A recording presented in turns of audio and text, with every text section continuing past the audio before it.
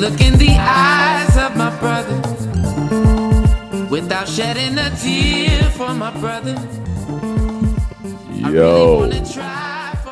Welcome back to another episode of the InforMILLy podcast. Thank y'all for joining us once again. In case it's your first time joining us, we are four brothers, but today we got a fifth, 1, 2, 3, 4, fifth brother on the podcast. Fifth brother on the podcast, and it is Aaron's actual brother, just in case you are not looking, because if you are watching us on YouTube, you can see they have the exact same face.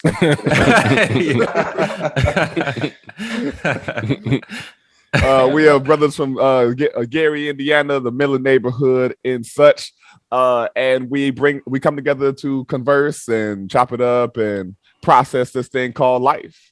And yes, sir. Above all else, we are informally honest because of through any conversation and every connection that we have, we like to pride ourselves on three principles, and that is being forthright, being vulnerable. And Chris can tell you, what do we care about most of all? Being honest. Hey! Yes, sir. What station plays the hits? UGC. Oh, man.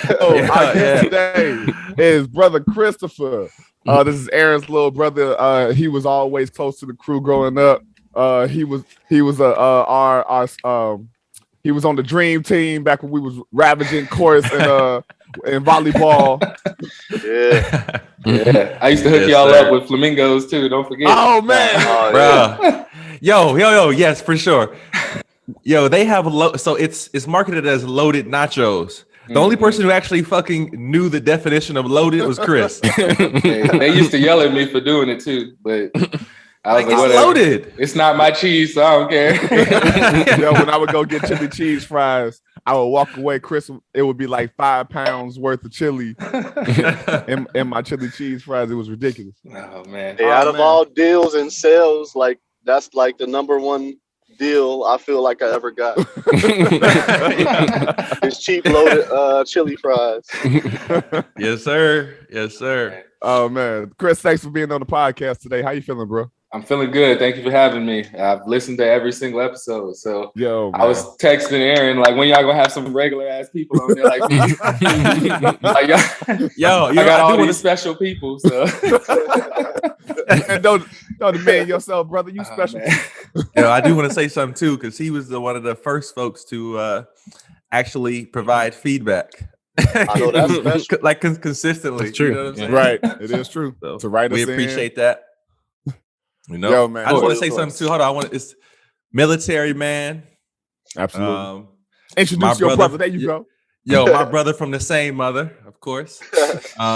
Emersonian booty tag challenge. I mean, Emersonian booty tag champion. What? Yo, y'all remember booty tag at Emerson? Y'all remember booty tag with the girls? Man, come on. Emersonian booty tag champion. And also, this, for the folks who don't know, this is the brother I spoke about a couple on a previous episode when Josh asked the question, is there anyone you haven't seen in a while who you would say something to? Or what I think I'm paraphrasing, right? Is there anyone you haven't seen in a while, and what would you say? This is the brother that I was talking about. Are you going to say it? So my, you know what I'm saying? We had some challenges growing up and whatnot, and I just told him, yo, I would say sorry, make sure it was all good. Just reiterating the fact that like hurt people. So that give him the proper explanation on why I was the way I was back then. And he reached out. It was like, yo, it's all good. We Gucci. So just like M and Snoop, we all cool. I ain't say Gucci. I don't know about that, man. just like Snoop called M. You know? We all good. We all cool. Tell Dre we all cool. We good. Eminem gotta make it into this. Yes, sir. Every episode, Aaron got to find some way to bring up Eminem. Hey, this was my childhood. Y'all just y'all don't understand how much Eminem we heard in the damn house. So. Which I can only imagine is an absurd amount because we heard it a lot and we didn't live it. Yeah. But back then I didn't mind, you know. Yeah. I mean, I still don't. I don't know about.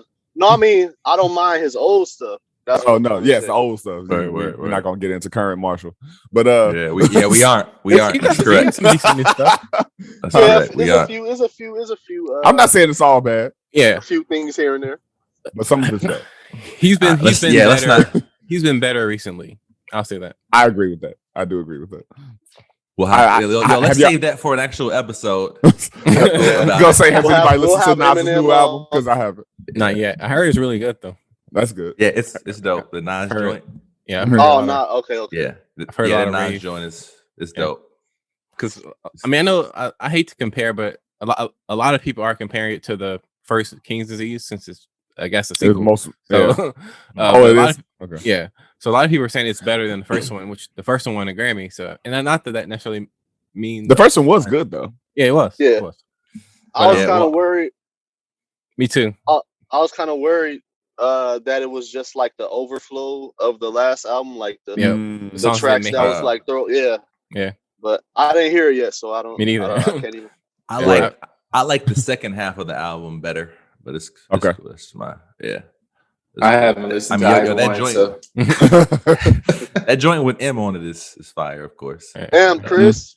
I hear it's good. You ain't come prepared, man. I get busy. I lose track of music nowadays, but it is what it is. You know, that's life. Well, the cool thing is there forever. Yeah, true. Exactly. Sir. So, fellas, I love this question that we got first on the ballot because I had a situation recently that was like, oh, I have a new thing. So the first question I want to pose is was actually posed by Aaron, which is, and I lost it. Bye. We lost Marcus too. So no, I had this every time I do something on here, it takes it away. So. Yeah, if you respond to anything while you're on mobile, then it's gonna do that. Gotcha. Yay, Zoom. So no. I'm sorry. Yeah, that's all good. Last time you met someone new and just immediately made a connection, got along, felt kindred. Like, you know, what was one of those situations? And so I actually got two of them. One of them was couple years ago when I was out in the mountains, as I've spoken about before. And they're not employing me no more. Wyoming. So the state shout out to Wyoming, man. I was that state. It's all right.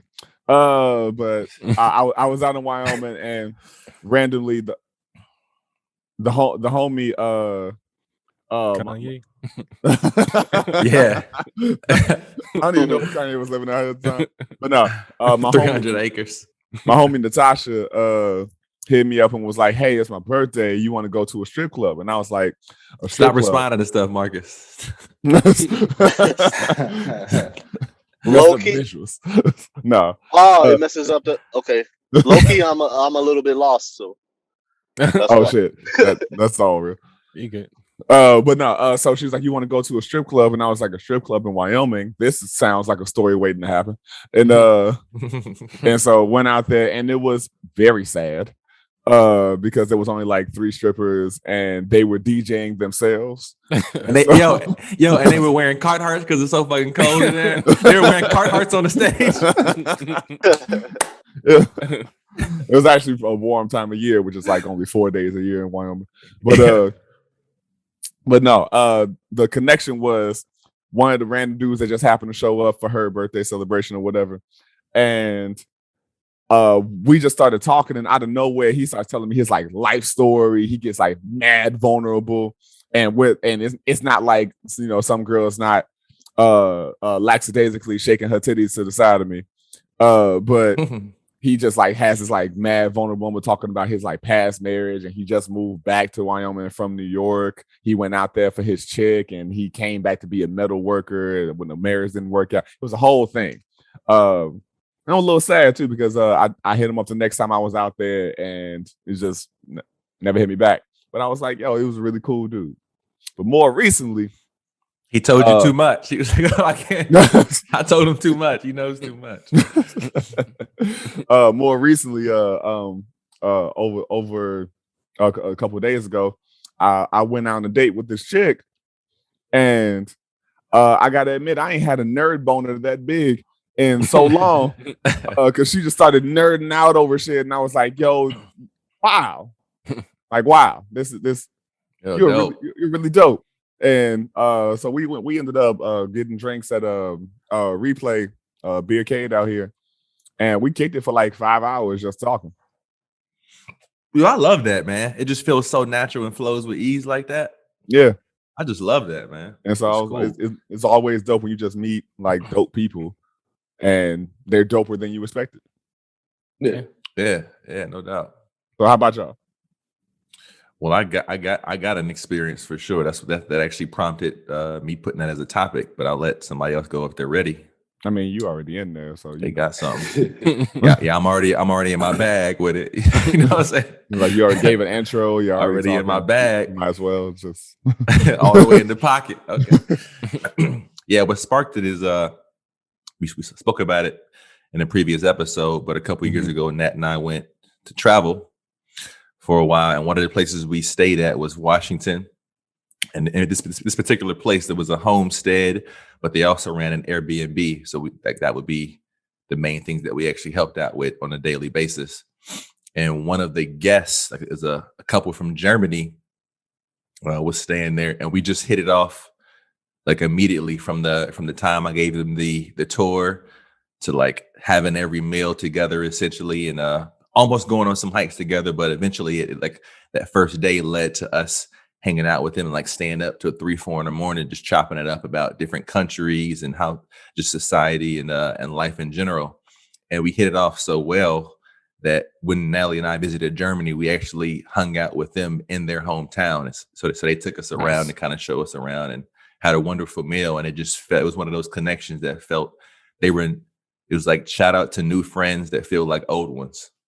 You know, it was wonderful. So that's actually what sparked it, because I actually talked to him the other day. We zoomed a little bit, and it just felt natural. It feels natural every time, you know. Yeah. So just a wonderful experience, wonderful couple, and hope to see him again. You know, so I feel like these things happen or could happen more often, and if certain things weren't in the way. I don't, you know, it just made me think of it because with things going on in society the way they are now, it's just like, how often have you had these or the opportunity to have these things and different variables got in the way, you know? So that's my story, man. Shout out to the Sebastian and Ramina. Love you guys. Yo, Sebastian and Ramina. You know what I'm saying? Yo, we love you. And they are also podcast listeners, you know? Oh, dope. I was going to say but your podcast listeners. So yes, love you. Yes, sir. Yes, sir. He'll hit me on he'll hit me on the WhatsApp sometime to be like, yo, I love episode such and such, you know? Absolutely. Dope. So shout out. Support. Chris, how about you, man? Yeah, I got one. The last time I can remember something like that was a couple years ago. I was living in Hawaii.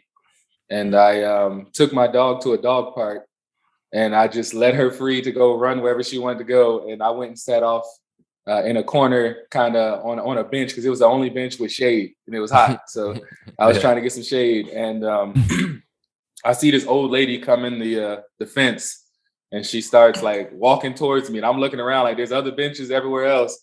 And this lady comes walking towards me, and she sits literally right next to me, like almost touching me. And so I pick up my phone and I start, just looking at my phone awkwardly, trying not to really have a conversation because I wasn't really trying to talk to her at the time. And she starts talking to me. And so I look up and she's just like, those darn phones or whatever. And she starts having this conversation, and she tells me a story about her daughter. She went to her daughter's bachelorette party, and it's a bunch of. She told me she was like 75, and her daughter was like 45 or something like that. And she said that all the girls at the table were over there all on their phones the entire night, and she was just sitting there looking around, watching everybody on their phones. And she was just like, finally, she said something to the all the women there, like, hey, if y'all are gonna be on your phones, maybe somebody should teach me how to use mine. Right. And so after that, she said everybody just stopped for a second, and they took their phones and put them in their pockets. And at that point, she said that they had the best conversation ever. And so as she was telling me this, I was looking at my phone like, damn, she just got my ass. So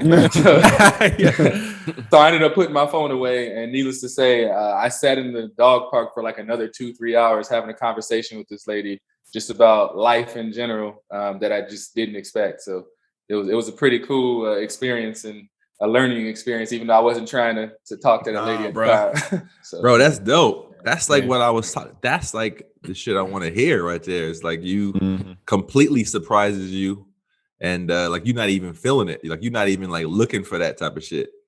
It was hot. Yo, that's wonderful, dog. 2 more hours. Yo, but it was engaging. It was that engaging. That's wonderful, man. Yeah. For real. Like I remember being surprised on the train, calling my buddy, like, "Yo, I'm not like I felt like we had a connection. I'm not quite I'm not sure if you feel the same way. Do you still want to see us in Germany?" And he answered the phone like he responded like, "Yeah, fool, I was waiting for you to text me back." I was like, "Oh, like it was like yo, neither one of us knew that we liked the other party that much, you know." It was, yo, random before Adam, before you jump in there, just because Aaron, you did this and it made me think about it. You know, this generation does not do that to signify a phone. Yeah. Have y'all seen that? Yeah. That like most of them will do this. Yeah. Oh wow, word. So unless you're not watching, so you know the old school way is your sign language Y, your thumb pinky situation. Is the old school way of showing the phone. And most kids ask your kid, be like, hey, hold I pantomime a phone to your face, and they'll just hold their palm to their head because that's flat screen all day. That's the only thing they've ever known. Yeah, man. Yo, that's a good point, man. That's a good point. That's dope.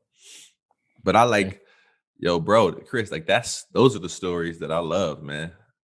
Like that type of shit makes me wonder for real. Like, how many other opportunities do we have to have a situation like that we just don't allow for whatever variable, whatever reason, man.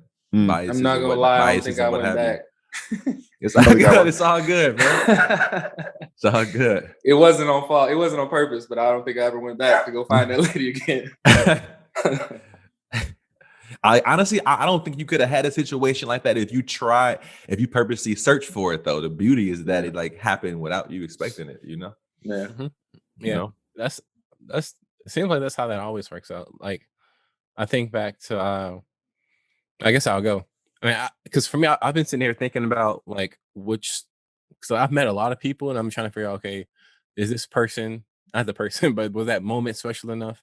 Is, you know, just for the sharing. But I was just kind of just say a few things. Like, it makes me think of, I was in the Philippines in 2015, and I actually went alone. So that's a really interesting experience, to be the only person you know in a country. Dude. Like, it's courage.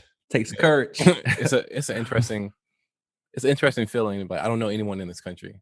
Like, it's interesting. Anyway, so I went to this bar, just, you know, it's 5 o'clock, you know, and it's just watching. I think they had like, I don't know if they had the news on, or I don't know. They just had some random, nothing crazy, just some random TV on. And there's this guy sitting next to me.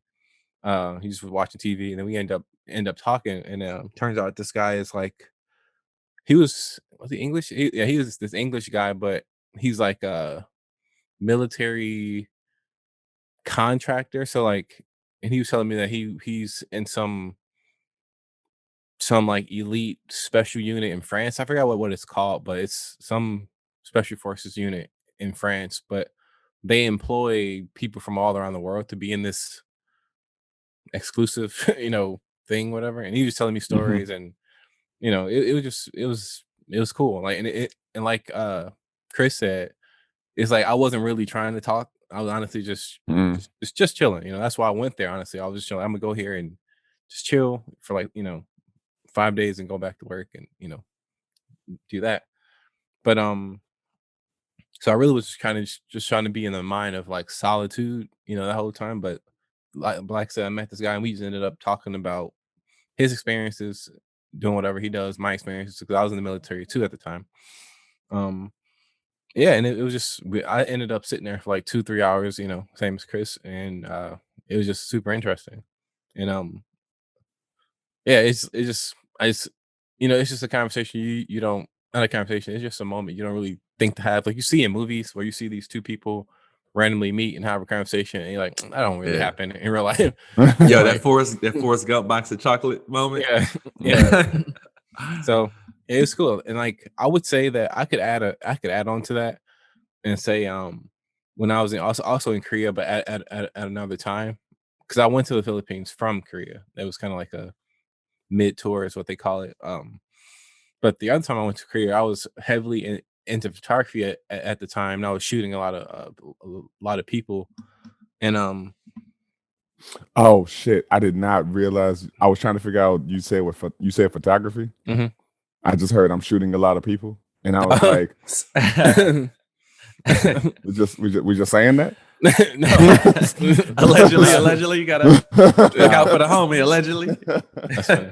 But no. So yeah, so I was meeting a lot of just random people. What was so cool about it is like they were people from Korea, of course, but then there was a lot of people, expats and students and stuff from other countries, and that's what made it cool for me. So I would meet these people and we would talk and we would shoot and do photography and stuff, but we'd also talk because we're humans. So we would talk, and it would be interesting hearing their views from their corner of the world and them having questions, because at the time, Trump's president, and they're asking me like they're just legitimately confused, like how why'd you guys do that?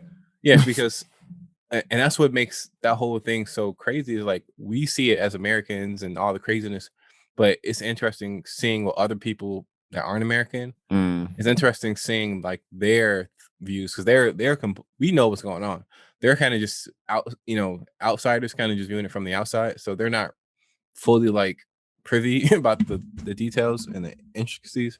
Right. So like people have asked me like, why did you guys do that? I'm like, who's you? First of all, like, I didn't. Yeah, dude. My German friend I talked about, he asked the same. That was one of his first questions. Yeah, that was one of his first questions. Like, yo, how did that happen? Yeah, they're under the impression that because this person's president, everyone approves. Like, no, that's not. That's not how that happens at all. Yeah, and I mean that'd be the same thing of like, I would be stupid to assume that everybody in England loves Boris Johnson. Yeah. And I mean, they pretty much call him the Trump of like of England, of UK or whatever. Yeah, he looks like it too. But no, that's my answer. Like I've met a lot of people over the last few years, and like sometimes it's awkward and I never want to meet the person again. But then other times it's like, that was cool, right? And it's just and yo, me, man. I'm just saying this real quick, because me as obviously a more introverted person, it's like I'm not necessarily dying to like have conversations with strangers like that, but it is cool though when I do have a conversation with a stranger and it's like, and it feels good, it's like, and when you think about it later and later that day, like that felt good, that's kind of like how I feel after a good conversation. Absolutely. That thing where I don't know that, I mean, unless you're like mad extroverted, I don't know that any person really, especially in today's age where person-to-person connection is a little more sparse. And actually today might be a little better just because we went almost 2 years without having any kind of person-to-person contact. So people are probably, I know for myself, anytime I get to exercise this extroversion, it's high. Yeah. And so I can only imagine, like, for people in this space, if you do get a slight indication that, oh, this person seems cool, you're probably all in there. You're not like necessarily working with much trepidation or hesitation anymore. Yeah. Yeah, man. Unless you start coughing or sneezing. Man. Yeah. It's a pretzel. I'm sorry. Yeah. I'd be so scared to like cough and sneeze in public. Bro. Like, they gonna think I'm like Nat and I were out to eat somewhere and somebody started coughing and like people were really reacting like it was on some 28 days later shit. For real. Right? Like, damn, yo, it's a chick, it's a bone, man. Chill. It's a bone. Y'all seen which videos in Target? I think it was those videos in Target where somebody's coughing and sneezing and they jump the dude. So what does that solve? So you risk getting COVID by getting closer to him. By getting closer to this motherfucker. COVID gonna get these hands. They act like people don't cough or sneeze for other reasons. I know. Yeah, I got allergies. I just go there. Yeah, it could be wild, man. You know? Another sign that, like, I remember like the first conversation I had with Sebastian. We disagree. I forgot what the topic was, but like we disagreed strongly, but it was still pleasant. That's when I was like, okay, cool. Like, this is not just we agree on everything, so it's easy to get along with somebody you just met and you agree on everything. Mm-hmm. Like, we disagreed strongly on something, and it was like, okay, cool, next topic. And then we went out and just hung out afterwards, and I was like, that shit almost solidified it for me, I can get that. It's easy when you first meet somebody to agree on everything. And sometimes the way the interactions go, both parties are like not wanting to speak, not freely, but they're not wanting to speak on topics that could be considered like taboo in society. Like I'm not going to risk the possibility of an argument or what have you. But we were just like laying it out there. And it was like, it was really nice to see, man. It was really nice to feel. And I asked them later, like, yo, is this like weird or awkward to you? Because I feel like we were able to disagree, and I don't know how you're feeling inside. And he agreed. It felt sincere. It made it feel more sincere for me that we can disagree on something straight up. First encounter, keep it moving. That's real. I think that's great when it can happen. I am a bit of a proponent of I can advocate for that depending on the subject. Yeah. Like, it's just a thing of, we can disagree. You want to disagree on something inconsequential, sure. If it's slightly heavier subjects, it depends on what it is. If it's a heavy subject, what your response may determine whether or not I can fuck with you. Because if we got some like fundamental differences on shit, where if you're arguing like, come on, man, like cops' lives are dangerous, I'm gonna go like that. That's why Blue Lives Matter. I'm like, yeah, okay, we okay. I already know if you're making that argument, there's nothing I can say that not necessarily that I need to convince you of, but I can already assume too many things that I doubt you're gonna have a real nuanced perspective on Black plight. Got you. At the same time, I think I think asterisk. I think even if it's just that, even if it just lasts if it doesn't last any longer than that moment, I think there's something I can appreciate about the ability to disagree on a particular subject and keep it moving. If I don't see that person again, it was refreshing to be able to have a disagreement or whatever. Sure, absolutely. And it felt sincere. It didn't feel like, yo, I'm attacking you for you. Like, this is just, we disagree on this particular topic. Yeah. What if he was disagreeing to make you feel comfortable that you was disagreeing on something? No, shit. I'm just trying to gotta disagree with paradox. Disagree on something. That's like getting one answer wrong, on the test you cheated on. Then I ask him, what did the 5 fingers hit to the face? And I slapped the shit out of him. Yo, before we move on, we got to acknowledge, especially people that's watching on YouTube. Aaron got merch on. Oh, yeah. Show us. Show experimental merch for the people. It's experimental, but you know what I'm saying? You know, yo, I got the drip. You know what I'm saying? I got the drip. That's not drip. That's a fountain, my nigga. You know? The big IH. You know Steady what I'm saying? flow. You know what I'm saying? Just something, it's light work. It's light work. You know what I'm saying? No, but this is one of the possibilities for merch, y'all. For real. Like it's coming soon. You know, another way to market and advertise. If you think it's dope, look, however you feel, send some feedback. Let us know what you like, man. For this could be yours. Put in your order. Please do, man. Please do. Please do. Let us know. Let us know if you're feeling it or not. We out here. This shit is official. We ain't going nowhere. You know, whether you like it or not, we ain't going nowhere. No? We clearly are. This is episode 52. Yeah, for real. Marco, when's the last time you met somebody and you immediately vibe with them? Well, as y'all talk about it, like I think of more and more instances. None of them really that recent, but would you say that's due to COVID or something? It's like would you say COVID played a part in why it's not as recent? Like quarantining and shit. Probably. I probably haven't been out as much. Yeah. But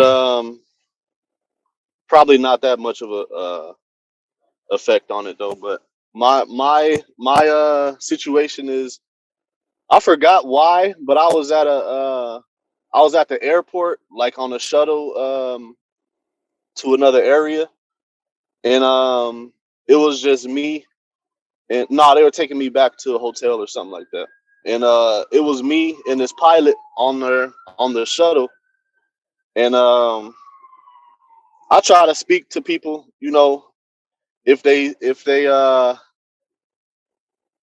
whatever, if it's just like me and another person there, I feel like I gotta say something like hi, whatever, not necessarily have a whole conversation, but acknowledge their presence. Yeah, right, exactly. And we just started talking, and it was not like a magical conversation, but it was just like getting that perspective from him was very valuable. Like not because he was just a pilot, but just I always have like questions about people in those type of positions that require a lot of like discipline and studying or whatever, like training. And I just felt like I learned a lot from that situation of us talking. And before my phone overheats, like we are clearly in two different like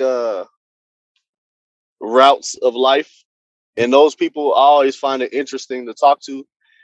That's probably why I watch a lot of interviews and stuff like that. Me too. Because I'm just like interested in other viewpoints and whatever. Mm-hmm. Yeah, people. Period. Yeah. And I think for me is a thing of like just engaging, because I don't know if people find me visually intimidating or like they think I'm cold or something like that. I don't know. Like I'm not. It's the striped shirt. It's the striped shirt, yo. I don't know if I'm that good with first impressions. Probably because I really don't feel like I need to do first impression. Like I feel like if I'm gonna get to know you, like you're gonna get to know me for who I am. It's not gonna be like a punchline. So I know a good punchline can sell a person. Oh yeah, but then then you gotta keep that person hooked on. I'm not always. I got jokes, but But like it gives them something to kind of hang on and be like, okay, I could expect this from him.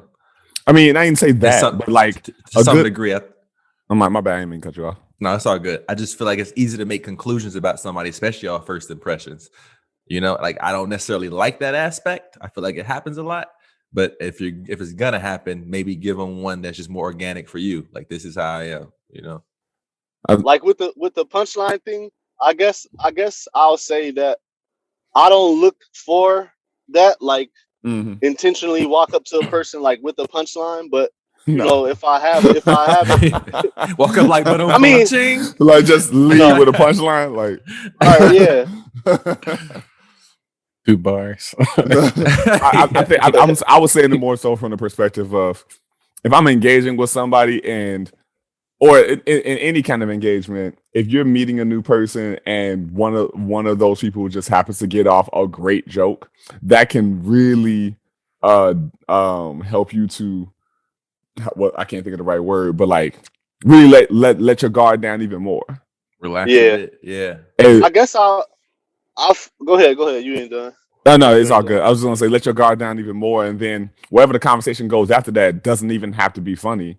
But you kind of make yourself more vulnerable to the situation because it's just it's a way to let that shield down, laughter. But you know what? Man.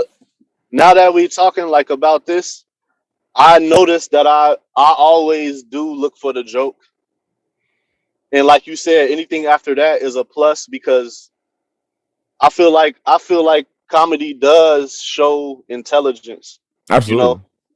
And once you kind of break that ice, like you said, it's like, oh, now I know that we have a lot to potentially talk about. Right. Because you get that easier to get my joke after that.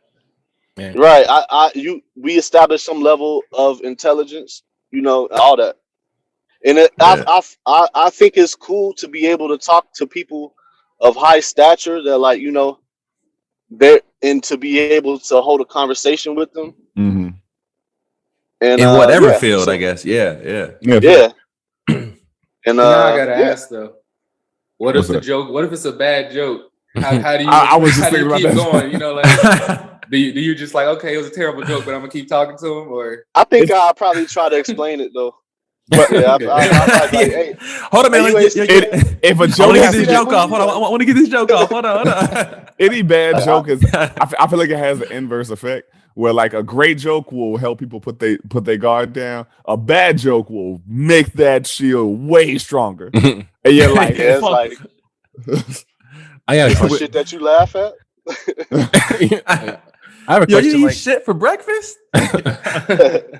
Have you ever been in a situation where like you wanted to say a joke, but you weren't sure if this audience is like the right? Because like that happens to me a lot. Like where like I want to say like something like that's what she said, but I'm like I'm not sure if this is the right. You know, like in church or something.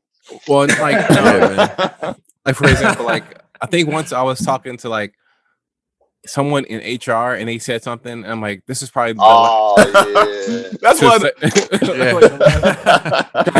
was like, that's not what she said. That's such a like a particular situation. I know I have been a culprit on more occasions than I can count where I've been that person that's like, oh yeah, this probably wasn't the audience, but it's because too often my brain to mouth connection is faster than my brain to logic connection or like consideration or empathy or what have you. And so my mouth will say things before I've even processed whatever the fuck was about to come out. And so I've told people like, you know, you're hearing things the same time I am because I'm not always thinking before I say shit.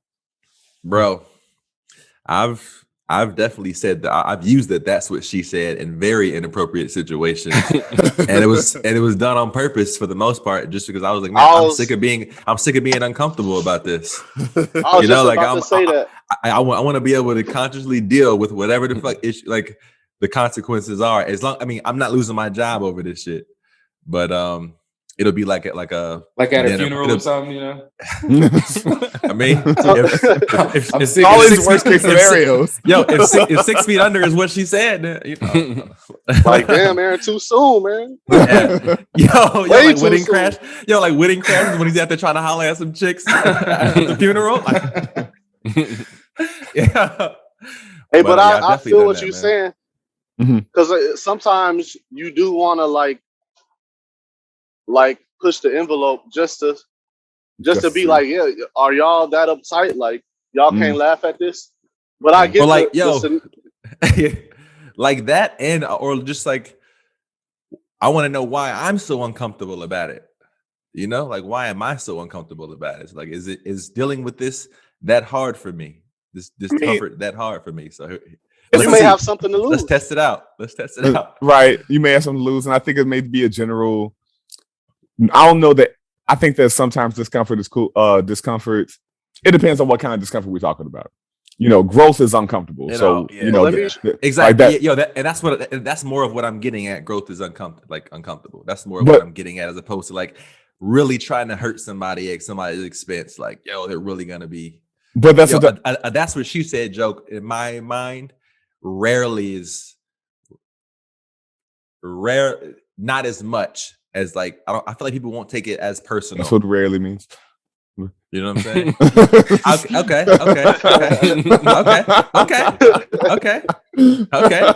Yo, I'm gonna let you get that joke off. Okay, I'm gonna let you get that one off. Okay. I'm sorry, I couldn't help it. But I think it's a double-edged sword because because the sentiment of growth is uncomfortable is a personable thing, and as soon as you start trying to dictate growth for other people that aren't children, I'm not worried. Yeah, you know what I'm saying? Like that way for me. Yeah. But I'm saying it's all subject to me when I, in my mind when I'm doing it. But it can affect other people. Is my point. For sure, but everything affects other people. Everything affects people. Everything from one way or another, you're getting that imprint. Everything you experience is being imprinted in one way or another. So, what the fuck? You know? Hey yo, oh my gosh. let me show y'all. Let me show y'all that I'm about to show y'all I'm at the most hood gas station. Not the most, but let me show y'all something, man. This is why we're informal. Don't let them get this in Gary. Hold on. A drive-through liquor store. Is that a locker room? What's going on? It's a drive-up liquor store. That's awesome. Oh, I guess they got more than liquor, but yeah, that's kind of funny. Yeah, I thought that was a locker room. It didn't have to be a locker room. I'm up here loitering. I'm loitering. What state are you in? Ohio. Seattle side at the fish market in Seattle. Maybe that's what they do in Ohio. Have drive-through. We have drive-through liquor stores here in Texas. Yeah, I actually heard Ohio. Oh yeah. Specifically, Ohio has those. I heard of them before. It's just like it's kind of funny. See, they're called beer and all here. I think they have a lot of like national or state. They have like one of the states with the most national or state parks too. So shout out to Ohio, man. Probably state. Shout out to if any, I think it's state. I think it's state. Yeah. Because I don't think they have any national parks in Ohio. I think it's state. Yeah. Okay. I don't like Ohio, but okay. Nah. What you got against Ohio? Ever since when we were younger, we got into an accident. These people tried to sue us, and this lady tried to act like she was hurt, and she was cussing people out. And then as soon as the police came, she fell over, acting like her neck was hurt. Facts, bro. Oh, wow. It was over by Sandusky. That's true. Yo, we were on our way to Cedar Point. Yeah. And some folks like ran the red light. Ran the red light and then tried to switch lanes in front of my aunt with no signal. Like in just under the light, like before you actually pass the intersection. And then they like came to like and then they stopped suddenly, and like obviously my aunt hit them a little bit. And she got out the car cursing, like, I'm gonna fuck you, I'm gonna do all this shit. And when the cops came, she was like, you know what I'm saying? Pass the fuck out. I'm like, come on, man. That was over 20 years ago, but I still am affected. No. That's real. Not to take it to a bleak place, but I don't know if y'all saw it because it made me think about it. Tony Baker's son just died in a car accident. Similar situation. Oh, damn. I did not know. Man. I didn't know that either. He's only 21. Him and his two friends, a guy that was 20 and a girl that was like 19, got T-boned because the dude ran the light or something like that and took off the whole back half of the car, and they got ejected out the front. It was crazy. All right, bro. If people get anything from our conversations and our principles about being forthright, vulnerable, and honest, please get how important it is to be forthright, vulnerable, and honest, because your life is fragile as hell, man. Or it's not as hell. It's just fragile. Your life is fragile. And like this is why it's important to have spaces like we have for this podcast to be forthright, vulnerable, and honest, because your life is fragile. Like, yeah, I think about that every single time you hear about somebody passing. It's like, dang, man. Am I really like remembering that? Am I aware of that when I step out the house? Damn, yo. I'm always amazed about how much our bodies can handle, like how much trauma they can take, like physical trauma. Right. But at the same time, how little it takes to die as well. Like, bro. Like, it's so fascinating. I was talking that about blisters, right? Yesterday. This is random, but it pertains to what you just said. And like, I was just thinking, like, I hadn't Googled this. I was like, what is the point of a blister in your body's perspective? And she was, I don't know if she Googled it or not, but she was saying that like your body acknowledges friction, right? And like it wants to create a barrier before it gets past that initial layer of flesh to protect the body. It's like the intelligence of the human body is incredible, man. What's crazy about it is that incredible. If you keep building that blister, it turns into a callus because now your body knows exactly that you need more pad there. Yeah, it's incredible, yo. Yeah, it's like this dude. This area. But that's all in the team. But that's how we train sports and everything. Yeah, your body realizes that, hey, this dude run a lot and he's trying to run fast, so let's help him out. Let's reform this muscle. Get to work. It's incredible, man. Same thing with dance. Like when I was a kid, I couldn't touch my toes, and now I'm out here trying to kick my ear. So you're like, okay. Yeah, that's what she said. I was about to say, now you if I'm lucky, top of your head. Touch the ground with the top of if your I'm head. lucky, that's what she said. Sure. But to piggyback on what Aaron just said about how important it is to be forthright, vulnerable, and honest. Let's hop into this last subject. Shout out to Elias who wrote us in, and please read that long email. So I need to get a better feel for that email. I need to really know what the question is. It's a few questions, and so they're all pertaining to the same thing, but there's a few questions. So shout out to Elias for writing in to InforMILLy@gmail.com. You can write in as well, and we will read your question and answer your question or talk about whatever it is that you asked it to. If you write in. Chris has done so. We've done stuff with that. But yeah, so I'm going to read the whole email because there's some love in here, and we appreciate that part too. There's love in here. Shout out to D Smoke. Shout out to D Smoke who just got married and whatnot. Want to get a few more questions in before the pod blows up and my questions get lost in the sauce. The sauce being the thousands of submissions from the hundreds of thousands of listeners y'all will soon have. Love this kind of optimism, sir. Amen. Yeah, appreciate it. My questions are, what were the points in your life where you witnessed or experienced vulnerability, being shunned or discouraged? There's gonna be multiple questions. So if there's a question in here that you want to jump out at, then hold on to it. When I finish, you go for that question. Were there points where vulnerability was encouraged or rewarded? What comes to mind when you think of someone having a public emotional breakdown? And why do those things come to mind? How vulnerable is too vulnerable? I truly appreciate you guys creating this podcast and sharing so much of your hearts with us. With your various opinions and the safe space to explore them, you guys encapsulate the emotional freedom and the community I want everyone to have. I look forward to the next levels and how they'll grow you. Signed, Bacon Ricky. Dictated, but not read. Check it out, man. First and foremost, Mr. Bacon, Ricky, I agree. We do that. We are that. We love this podcast as much as you do. So thank you. You know, we do embody all those wonderful things you spoke about. I do agree.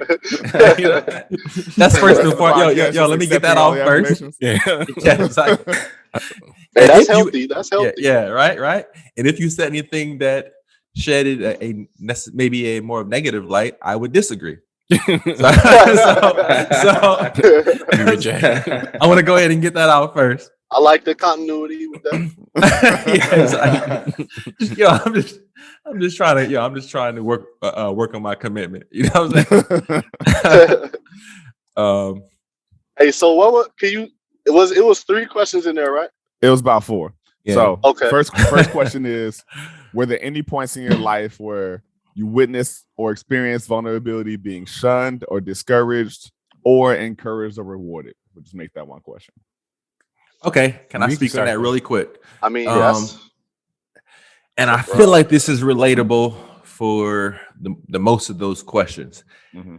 Almost any time it's vulnerable, almost any time you're a parent and you are, let's say, in a situation like a grocery store or let's say, for instance, a grocery store, because you're not, if you were in like a movie theater, it might seem more inconsiderate for the people around you because it's a space where you're expected to be quiet and you're focusing on something else, that there are many distractions. In a grocery store, it's not to that level, you know? But my point is, when a child wiles out or like has a tantrum in a grocery store, that's a vulnerable moment for all parties, like the parent and the child for sure. But and I've seen, and the viewers. And I think that's a showing of vulnerability, whether you like it or not. Like at that moment, you got some, like you can either roll with that because it's not that much you could do to really stop. Like really, I feel like it's so easy to do something, to react in a way that might tell that child, no, you can't have that feeling. It's not valid. Even if they're having like an egoic episode, like, you know?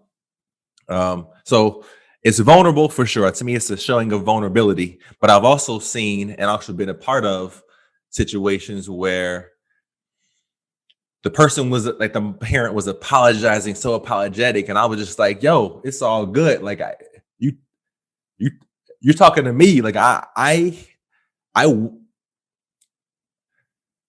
wish it was more accepted in society that like you could just have an emotion, an expression of emotion, whatever it is, and people aren't like immediately judgmental about it. Like, yo, it's obvious this shit is going down. It could be uncomfortable. It's uncomfortable for that parent. You see them like visibly uncomfortable. What can you do to make the situation better, as opposed to just like walking past that parent and giving them dirty faces, or like making your little comments under your breath so they can hear about it. So even better yet, on a plane, I've seen somebody else grab that parent, that person's child, and like calm them down and like hold them, and the person and the parent was super grateful. And I feel like that kind of encapsulates most of his questions of everybody's vulnerable in a situation. It's shunned originally. It might be immediately shunned by some because they're irritated already for being on a plane or in a situation where they feel like I don't want any form of inconvenience, but especially not this. And then you're giving me a lot of visuals. And then you have somebody, dog, I'm descriptive. I'm on my novel shit, you know? No, it's good. I'm book writer imagining the kid on a plane and please do. An older man, like disciplining the kid. Like, you know what I'm saying? You know what I'm saying? Yo, and he's bearded up too. He's bearded up. Yeah, he got a beard. Got a striped shirt on. Got a Gandalf on the plane. Yeah. He's like, thou shalt not pass. Shut your fucking kid up. Gandalf with a polo. That Ralph Lauren. Yeah. I think it's a bit of a cultural thing. The point is like I appreciate those moments where somebody doesn't immediately say like, okay, this is it's obviously uncomfortable for everybody. My immediate response is not going to be fuck you for not disciplining your child, right, or whatever. Right. They're clearly struggling. Like I appreciate that when it's not immediately, oh my God, this is annoying for me. Yeah, obviously it's uncomfortable for everybody, and they choose a different route. And when it actually works for the child, that to me is a display of at least 3 of those questions. Word. Hey, because that first question was kind of a broad thing, because I believe that we show vulnerability every day to a certain extent. Yeah, and I think he was just asking for an example. So right, that's what I was gonna say. Like, we were just talking about like laughing in comedy or whatever. I think one of the most vulnerable things that I do personally is joke about myself when is applicable. You know, like if you can figure out how not to take yourself in the things that you mess up on, or you say something wrong, or whatever it may be, like, to be able to make fun of yourself is like one of the most rewarding, vulnerable things you could do, in my opinion. So I'll throw that one out there. Nah, bro, that's true. I have a respect for that. Like, in particularly when it's very uncomfortable, difficult decisions. I'm more interested in what's difficult for people, not what's easy for them nowadays. I could care less about what's easy for you. I want to know what challenges and what's difficult for you, because that's what you got to work on. And when you can have humor in that aspect, that's like, it's respect, man. I think it relieves you, like it gives you relief, like, oh, like, let me calm down. I don't have to take myself so serious all the time. In a person that you joking with, it lets them know, like, okay, this person is just a regular person. They make mistakes too, and they can laugh about it. I think that's always a good. That's my bad. That's optimistic. Because that could also be a defense mechanism. To you joke about it so that I was kind of thinking that people know that you're aware of it, and then it can't be used as an attack against you for whatever fault or shortcoming that may be and whatnot. Like B-Rabbit in 8 Mile. Yo, we got to bring it back full circle, baby. We got to bring it back full circle. But I do feel like there's an energy there when you can tell when it's sincere. I feel like there's an energy exchange there where I feel like I can tell when it's sincere. Let me go ahead and say that. Not we. Fuck it. I feel like I can tell when it's sincere. Sometimes it doesn't come off as sincere, and I'm like, man, maybe I wonder. You know, I mean, to me, it all depends on if it's funny or not.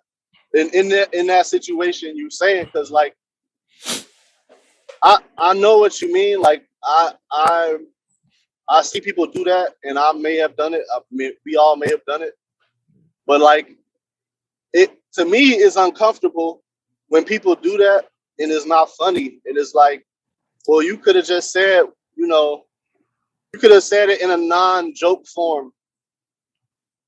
But you're right. But I think it goes back to that thing where I think people tried. Not everybody's funny, or not everybody's funny to enough other people.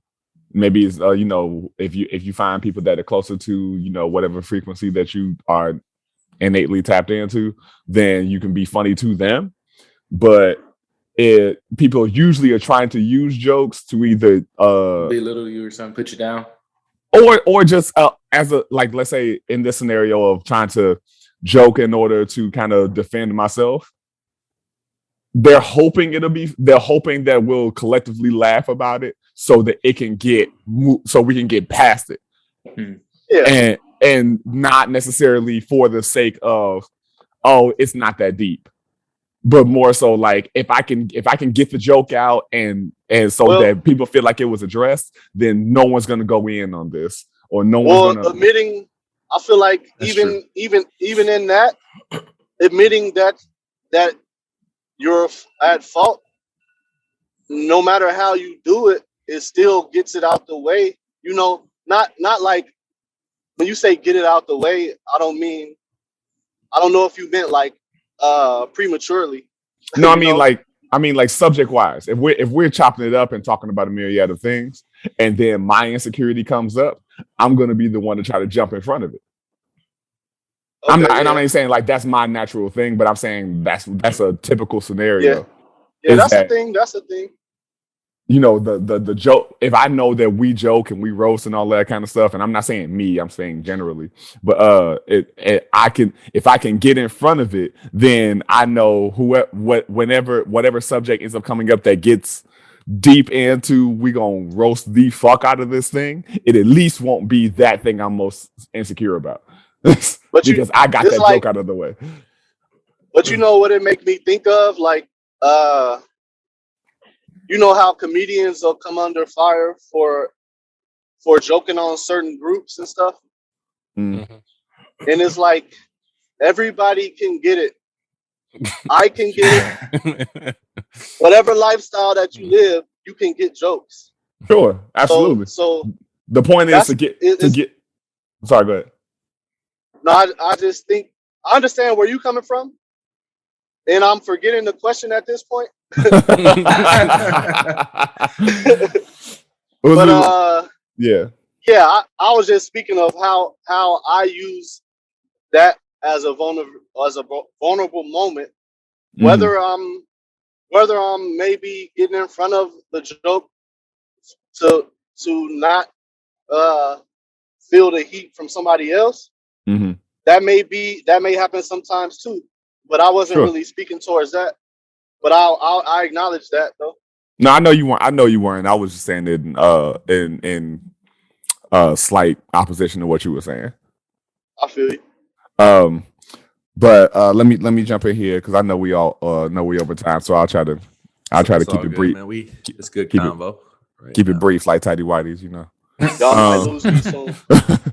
Word.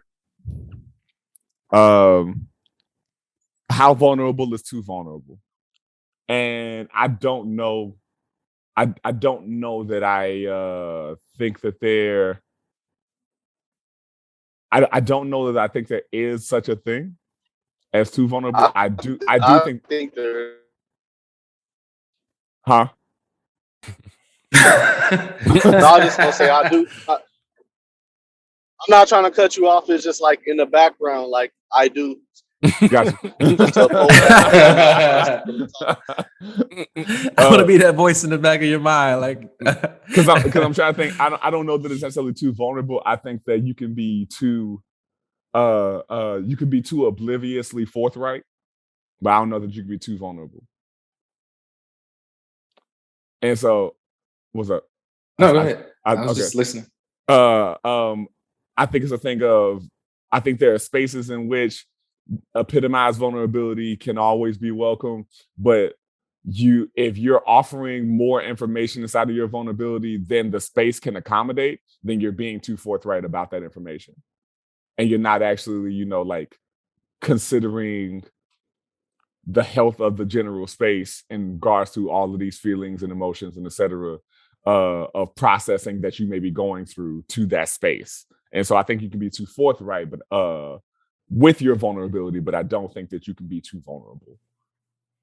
I rock with that. Hey, yeah, I'm in agreement. I know we've been using this term vulnerable on the podcast forever, but can we define it like just for clarity of this conversation? I know it's a malleable term. For me, vulnerability is cognizance and awareness of your mental and emotional state processing and interactions, whether that be platonic, intimate, etc. And so it's a thing of like, like just a full awareness and practice of whatever is your most honest form of engaging yourself and other people. Okay. Interestingly, I just looked up the definition because I was just curious. By all means, that's useful too. It's actually interesting what they're considering it. I'll read it. It says susceptible to physical or emotional attack or harm. And it's like, okay, I can see that, but I feel like that's not. Yeah, I think that's one. That's one definition, but that's actually. But it is. Yeah, go ahead. Not. It does kind of hold weight in the other definition because it means you like. I think it means you let your guards down. And I think that you can do that to a fault. In certain circumstances where it's people looking to prey on you, and it could be, you can make up your own circumstance, but I think that's one of the times that vulnerability may not help you as much as the other side of vulnerability. Right. I often disagree. I'm just here to say real quick. I'm sorry. I often disagree with purely functioning in that definition of vulnerability because I think that emotionally stuns people. Yeah, I think that's like a war. That's like a war definition. Like right. His defenses were, Yo, what do you mean? And then I'm gonna see what Chris and Adam have to say. Most definitely, because I know I need to shut up. Hey, I'm a cut off soon, so I love y'all. Love you too, man. Appreciate it, man. Appreciate the full water. What I mean by emotionally stuns people, an argument that I used to make often and still do to some degree, but I need to flesh it out more, is people who are afraid of being vulnerable have never actually known love. Because there's no way that you can ever say that you fully love somebody and you've never expressed it. Oh, I agree with that for sure. I agree with that. And that whole thing of you're going like, I'm afraid to be vulnerable because I'm afraid to be hurt. And the nerdy way I would put that is like, that's not how force fields work. Like if you like you can't tell a motherfucker like, I'm impervious to pain. Meanwhile, you can't touch you can't punch nobody because that force field is also keeping you from touching anybody else. And so it's that thing of like, yeah, sure, you're quote unquote protected, but you've never put yourself out there. Yes, I feel like when you build up a wall, never been in battle. You've never been on that wilding out wild style thing. But, when you build up walls, it protects you from like the quote unquote negative stuff, but it also like it protects you from the wonderful possibilities too. Shout out to Trump. Shout out to President Trump. So I definitely feel like if you can't, the sentiments of Marcus are not shared. No. But yeah, so that's my whole thing about that particular definition. Is like I remember growing up always hearing that like, no, I am scared of being vulnerable and all of that because I don't want to be hurt. And I was like, but you don't know what hurt even is because you've had this wall up this whole time. You're looking from a limited perspective always. Right. Yeah. Which is, another. So yeah, Adam. Yeah. Chris. I'll say my piece. So another interesting, the way I look at the word vulnerable, I have a hard time saying the word, but the way I look at it is I look at like, this is going to be off the wall, but like, I feel like when you're in public and you got to poop or whatever, I feel like pooping in public toilets to me is a very vulnerable. You're in the most vulnerable position you could be. Hey, but only if you're aware that is only if you're aware that is like downfalls to doing that. Yeah. If you're ignorant to that, it's just like, it's another day. Yeah. Well, I do this at home. Like I think that's stuff on my toilet at home. I think what you're saying is like personally, your personal experience, but Yeah. there's overarching, there's Yeah. the overarching vulnerability that you could die right then on the toilet that you don't even necessarily know about because you don't know when the shit's coming. They say that. No, they say that you don't know when the shit's coming. By the way, that was amazing. How I did that. That's a great point. they say that when dogs poop, they hunch over and they look around. Like they say that the reason why they look around like that is because they're in a vulnerable situation. That's a good point. Yeah, and they're trying to like make sure nobody's like trying to creep up on attack them. Yeah, but that's why they don't mess around when they eat them too. Yeah, they're like, don't come around them. Yeah. So I'm gonna actually wrap up. I'm actually address the actual point. So I'm reading the question, so I'm looking off the screen. But the question is like for me, I can't speak of a moment. I can't think of a memory where it directly was me, but I just think about just as a society, like and it's more of a gender thing. Like like when you're growing up and they tell you, if you crying or whatever, they'll be like, that's for girls. Only girls cry. You need to toughen up, man up. I think of that. That's like the first thing I think about because crying, feeling sad, expressing that part of your emotion. Obviously, we know it's natural, but when we were kids, we were kind of like pushed in thinking that wasn't normal for boys to do, right? Especially in public. Yeah. Yeah. In public, but in general, like really, yeah. Unless you're getting like a spanking, like that's the, and even then, like you're only allowed to cry so much in that moment. Right. Hey, I got a question on top of that. Crazy. On top of what you're saying. Yeah. So do we, or should we train our kids what to cry about? What's I don't think so. No.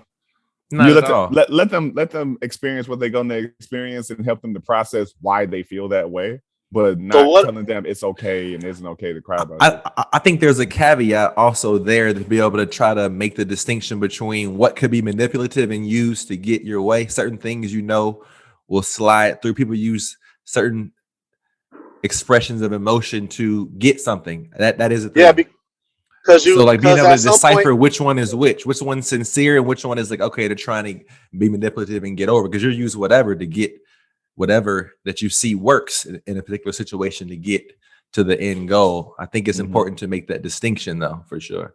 Yeah. Sometimes I ask my kids, why are you crying? Like this is, and maybe I should catch myself when I say that, but it'll be times where I don't think that a cry is necessary. I think the question is valid. The tone and like sentiment behind it may be the thing to question. I don't know. I don't have kids. The energy behind yeah. No, that makes sense. It's a thing of like just having them like why. Yeah. So we can maybe we can address it. Like, cause for me, well, I don't mean to cut you off. But one reason I do that is so they will ask themselves, establish why they are crying. Right. Because sometimes you're crying because you're confused and you need to know why you're crying. Mm-hmm. Yeah. And so you're saying how learned is it? Is it? Yeah. It may be a situation that probably you don't need to cry about this if you understand it. Right. So yeah, I think there is a window where you do have to train them what, why does this situation create this emotion? And why is this emotion coming through like this?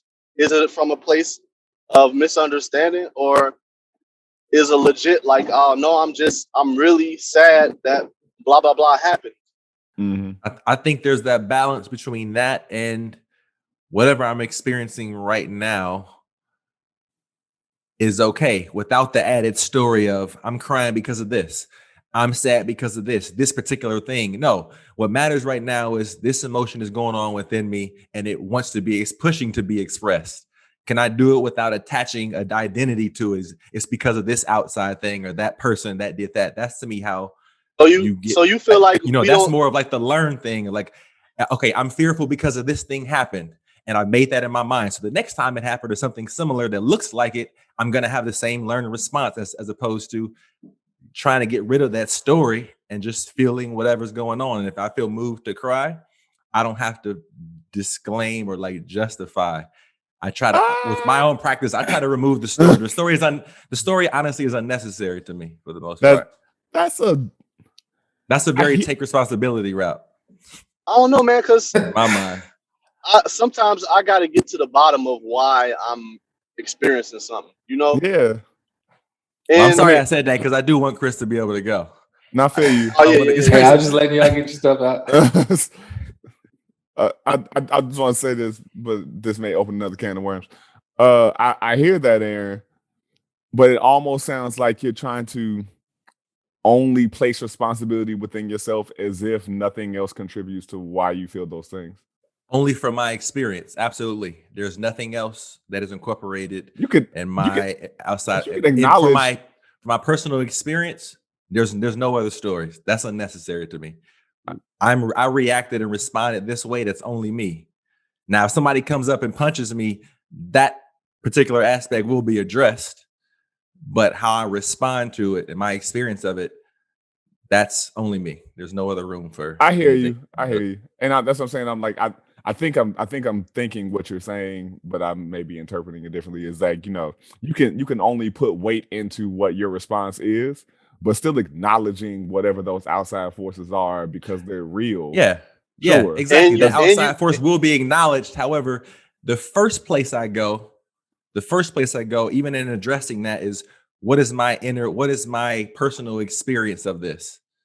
Because if it's on the same level that they're at when they started this shit, then it's going to be harder to find a quote unquote peaceful or some outcome has any sort of good, quote unquote, good in it. Because it's like the whole Einstein thing. I'm responding at the same fucking level of perception or energy that they used to start this shit. So I need to address what am I in relation to this first, then address the outside shit. I'm not saying I'm not protecting myself if somebody trying to, put them hands on me. Right. I'm just not going to forget about I have a responsibility that is my personal experience that no one else is responsible for. Right. I hear you. Okay, Chris, get in there, man. You got to jump in, Chris, man.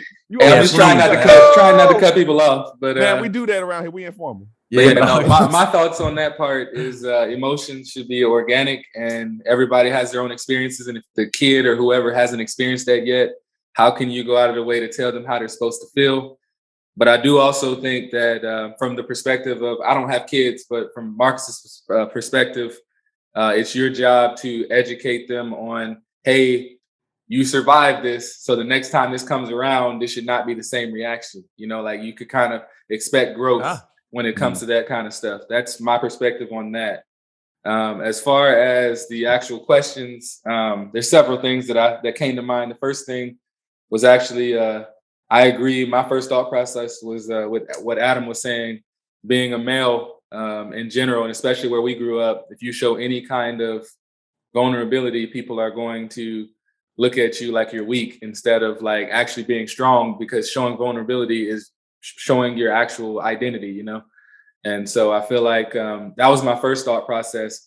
But then it also made me think of when you start talking about practical stuff, like a kid in the grocery store or whatever screaming, it made me think of several other things. Because you were probably there in my scenario. You was there.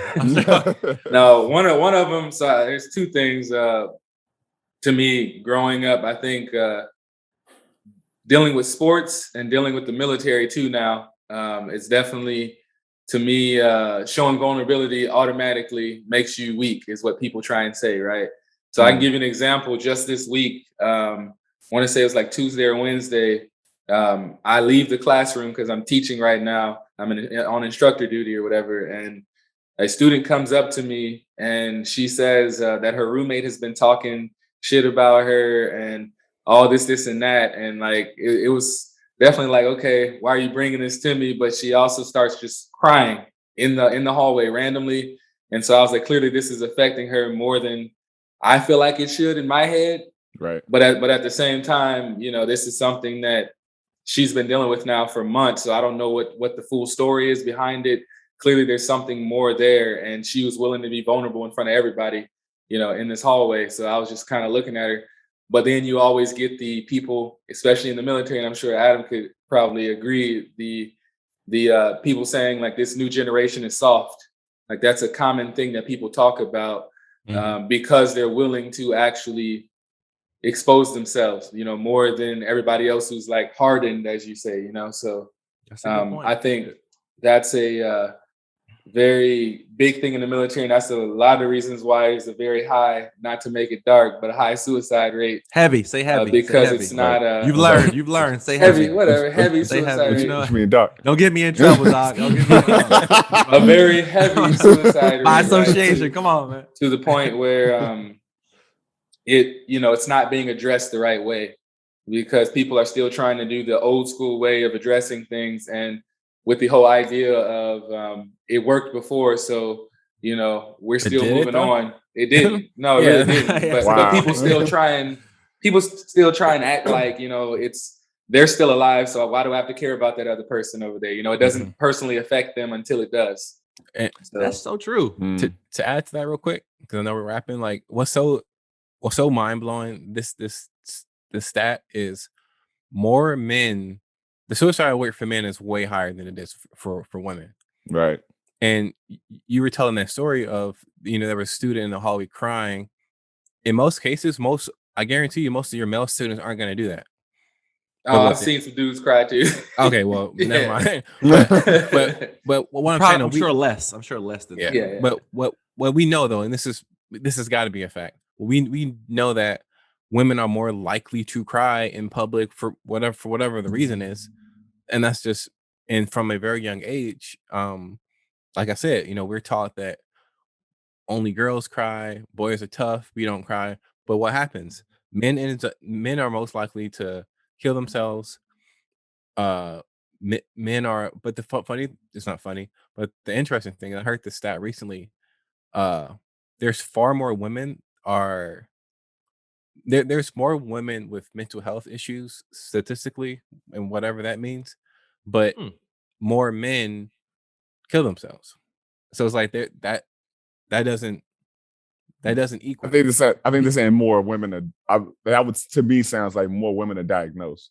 Yeah, women are willing to seek help, where men that's all in. Yeah, men are keeping it in, then they kill themselves or they go shoot up a school or whatever. So it's like there's obviously something that's not right. So when Chris is saying, you know, people get made fun of or people say this generation is soft, and you hear that outside of the military all the time. Like, we've all heard the homophobic, you know, rant from the one dude, and it, you know, that blew up, and I honestly thought it got bigger than I thought it was going to get. I thought people were going to forget about it 3 days later, but yeah, it's still going strong. But anyway, we saw in that, and you see, if you look at comment sections of people that post about that, you'll see people say the same thing. This generation is soft, and we can't say nothing no more. But like, why?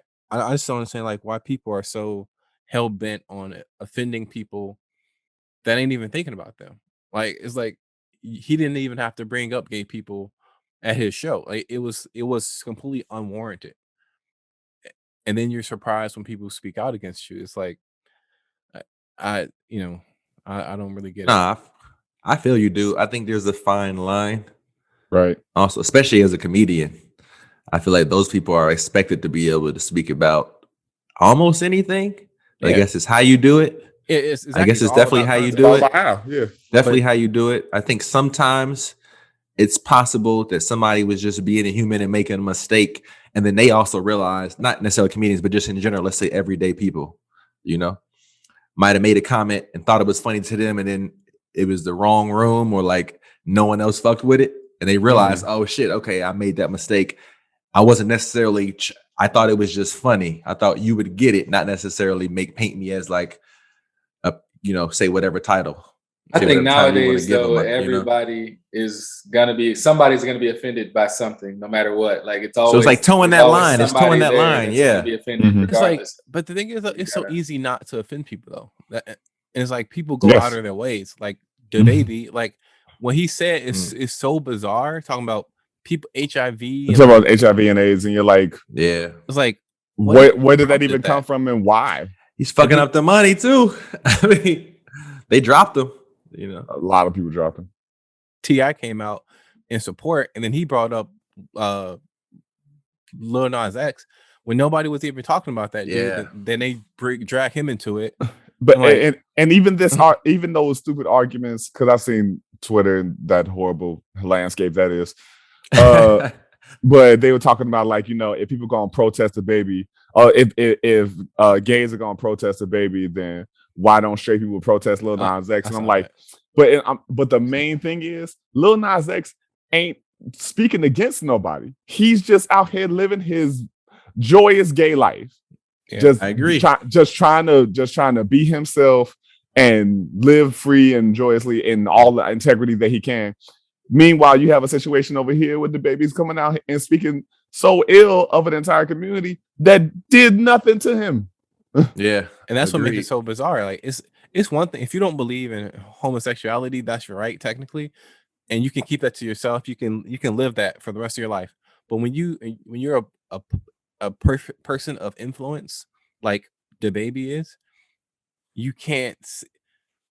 It's hard for, like, when you bring up HIV and AIDS and people sucking dick in cars and whatever else he was talking about, it's like that's taking it to the extreme. Like, yo, that's what I meant on the previous episode about influence. You can't act like you don't have influence in some way. Oh, yeah, that's true. Especially when it has these quote unquote negative consequences. Then all of a sudden you realize, oh fuck, I didn't know that I was a role model.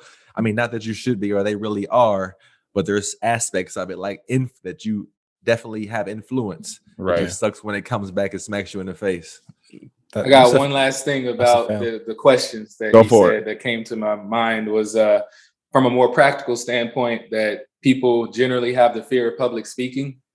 And I think that puts you in a very vulnerable situation. I can speak on that from experience because of being, like I said, an instructor. When I first got there, now I'm a lot more comfortable, but when I first got there 2.5 years ago or whatever it was, we had classes of like 80 or 90 people, brand new, that I had no idea who these people are. And I got to teach these people, get in front of them and teach. And every few weeks I get a new group of 80, 90 people, and you never know how they're going to react to you. So sometimes I'll get animated classes that'll participate, and other times it'll just be crickets and they'll just stare at you. And you'll be like, he's choking. You'll be like, messing around, even trying to lighten the mood, maybe say a few jokes or just try and lighten the mood. And they'll just, some classes will think it's hilarious and laugh, and others will just kind of sit there and stare at you.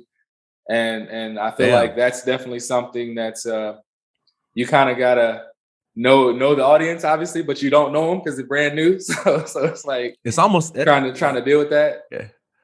Yo, that's a good point. That's a good example. I don't know why we didn't think of that shit. That's like an ultimate example of being vulnerable that I feel like a lot of people would agree with. Yeah. Public speaking, that's dope. Word. Well, Chris, man, thanks for joining us today. Glad to have you on the podcast. We went a little bit over. Sorry about that, Adam. But but no, shout out to Elias for writing in. By all means, if you want to write in, they were great questions. Yeah. And I just talked to him last night too. He's a good dude. Hey, yo, is that couch as comfy as it looks? It is. It legit is, actually. And it's hopefully Elias's vision for us comes true. Yo, yeah, man, that'd be great. I will gladly put more put that kind of investment in. I just want to say thank y'all for having me. Of course, I listen to every single one of y'all episodes, and I laugh, and a lot of times I'll even remember moments when y'all bring them up. So it's funny to like think back on our childhoods and stuff, growing up with all of y'all. But I agree with Elias as far as that goes. You just got to keep going, because at some point it's going to catch on, and people are going to start like knowing who y'all are more and more. You just got to keep going. Really, that's the best advice I could say. Yo, man, I appreciate that, bro. And all affirmations are welcome in this motherfucker. This might have been an episode we cussed like the least. I just noticed that. Tone it down a lot this time. Time to get it in. Tone it down a lot. Mother, no. If you want to write in, possibly join us on a future episode, please write us in at InforMILLy Honest. That's InforMILLy Honest Podcast at gmail.com. You can hit us up on InforMILLy Honest on Instagram, as well as InforMILLy Honest Podcast on Facebook, and InforMILLy_HP on Twitter. And fellas, before we sign off, any last thoughts, feelings, sentiments you want to express? I do, man. I got a question. Hey, Marcus, last week you said you got a new job, and we never actually never dug deep. So what do you do? So I basically do the same. I do the same thing. Okay. But now I work at the Chicago Skyway. Okay. Which I honestly start Monday. So I got the job, but I haven't done it right. Okay. Word. I don't know why I thought you worked for Skyway already. I thought it was a toll road, right? Yeah, they're both toll roads, but I was working for the Indiana, side. Oh, the Indiana side of it. Okay. Yeah. Got you. Okay. I got a last minute question real quick. Up? I was looking for one of the previous episodes, Sam Trump's music on Spotify. Does he not have Spotify? Because I couldn't find it. He's on there. I'm pretty sure. Maybe I just wasn't looking at the right, because I was putting his name in and everything, and I couldn't find it trying to listen to his music. Because I don't have Apple Music or any of that kind of stuff, but that was something that I said I was going to ask y'all before I got off of here. So I don't know why it wouldn't be on Spotify. That's weird. When our girl gets something, I'm gonna get on hers because I don't have Spotify either. No. But it's so dope.